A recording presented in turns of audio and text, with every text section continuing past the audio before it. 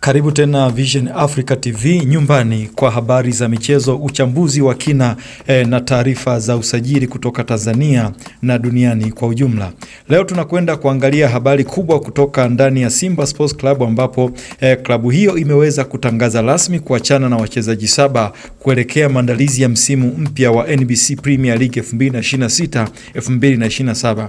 Tangazo hili limezua mjadala mkubwa miongoni mwa mashabiki wa soka. Wapo wanaoamini ni uamuzi sahihi wa kujenga kikosi kipya, huku wengine wakihisi baadhi ya wachezaji walipaswa kupewa nafasi zaidi. Je, ni kwa nini Simba imefikia maamuzi haya? Na hatua hii inaweza kuathiri vipi mipango ya timu katika msimu ujao? Baada ya kumalizika kwa msimu uliopita, Simba Sports Club imeanza kufanya tathmini ya kikosi chake. Kama ilivyo kwa klabu nyingi kubwa duniani, mwisho wa msimu huwa ni kipindi cha kufanya maamuzi muhimu kuhusu wachezaji watakaoendelea na wale ambao wataondoka. Kupitia taarifa rasmi iliyotolewa na klabu ya Simba, imewashukuru wachezaji 7 waliokuwa sehemu ya kikosi chake na kuthibitisha kuwa hawataendelea kuitumikia timu katika msimu ujao. Hatua hii inaonyesha wazi kwamba viongozi wa klabu pamoja na benchi la ufundi wanaendelea kutekeleza mpango wa kujenga kikosi kitakachokuwa na ushindani mkubwa zaidi katika mashindano ya ndani na yale ya kimataifa. Lengo ni kuhakikisha Simba inarejea kwenye ubora wake na kupambana kwa nguvu kutoa mataji msimu ujao. Katika taarifa hiyo, Simba imewatakia kila laheri wachezaji hawa 7 ambaye ni Chamoka Labwe, lakini pia kuna Nabi Kamara, Edwin Balua, Joshua Mutale, Awesu, Omali na Musa Kamara. Kila mmoja wao alikuwa na nafasi tofauti ndani ya kikosi, na ukitazama ni kwamba wengine walikuwa wakicheza mara kwa mara, huku wengine wakikumbwa na ushindani mkubwa unaofanya kupata dakika chache uwanjani.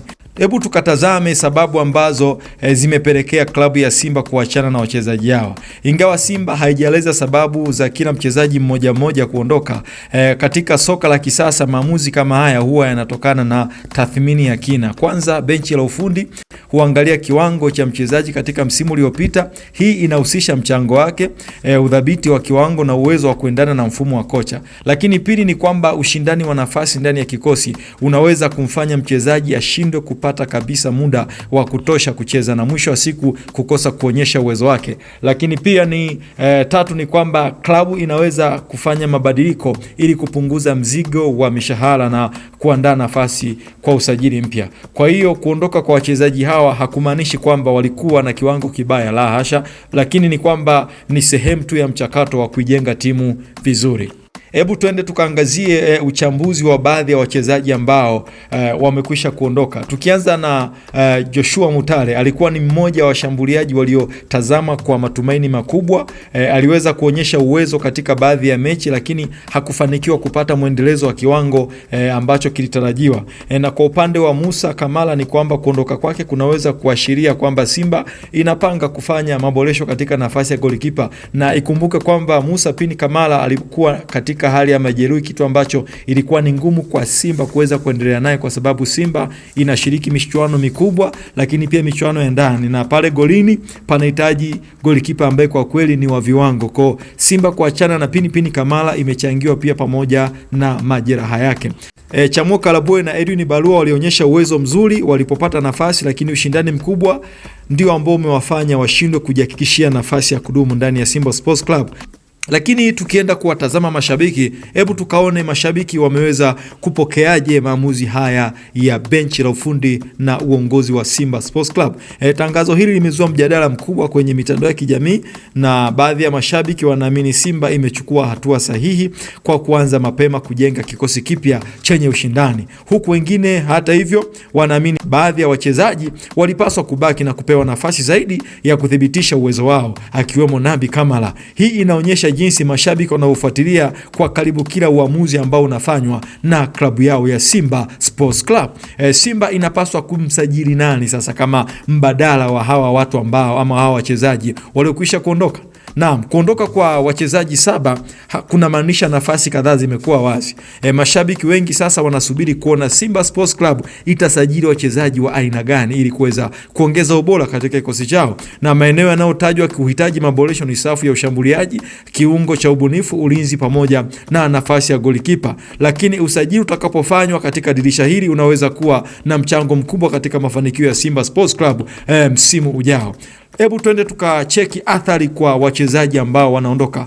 Katika soka, kubadili klabu mara nyingi humpa mchezaji nafasi ya kupata dakika nyingi zaidi za kucheza na kurejesha kiwango chake na kuendelea kukuza uwezo wake. Si mara ya kwanza kuona mchezaji akiondoka klabu kubwa na baadaye kung'ara katika timu nyingine. Ndio maana safari ya kila mmoja wao itaendelea kufuatiliwa kwa karibu na mashabiki wa soka Tanzania na nje ya Tanzania, huku wengine wakitazama mabadiliko ili waweze kuwarudisha katika klabu zao. Tutegemee nini kwa Simba mara baada ya kufanya mabadiliko haya? Kwanza ni kwamba ubora wa wachezaji watakaosajiliwa kuziba nafasi zilizoachwa unatakiwa uwe mzuri ili watu wasiwakumbuke wale walioachwa. Lakini pili ni kwamba uwezo wa benchi la ufundi kuwajenga wachezaji hao kuwa kikosi chenye mshikamano na ushindani. Wachezaji wapya watakaochukua nafasi wanahitaji pia kuingia kwenye mfumo wa kocha. Tatu ni kwamba maandalizi ya msimu mpya na jinsi timu itakavyokuwa ligi. Historia ya soka inaonyesha kuwa mabadiliko makubwa yanaweza kuzaa mafanikio makubwa ikiwa yatafanyika katika mipango sahihi. Tumalize tu kwa kiufupi kwa kusema kwamba Simba Sports Club imeanza rasmi safari ya kuelekea msimu wa 2026-2027 na kuachana na wachezaji 7 waliokuwa sehemu ya kikosi chake.